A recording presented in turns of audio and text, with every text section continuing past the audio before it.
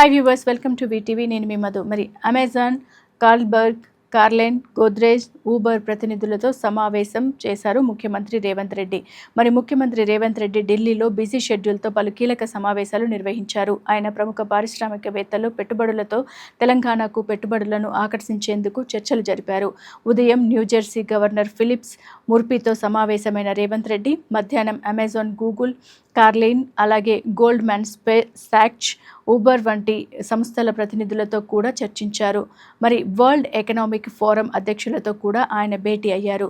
Public affair forum of India వార్షికోత్సవంలో ప్రసంగించడంతో పాటు విజన్ తెలంగాణ రైజింగ్ చర్చలో కూడా పాల్గొన్నారు. మరి 2047 నాటికి తెలంగాణను $3 ట్రిలియన్ ఆర్థిక వ్యవస్థగా మార్చాలనే లక్ష్యంతో ఈ పర్యటన జరుగుతోందని సీఎం రేవంత్ రెడ్డి తెలిపారు. సో చూస్తున్నారు కదా, మరిన్ని లేటెస్ట్ అప్డేట్స్ కోసం కీప్ వాచింగ్ ఆన్ వీటీవీ. వీటీవీని సబ్స్క్రైబ్ చేసుకోవడం మర్చిపోకండి.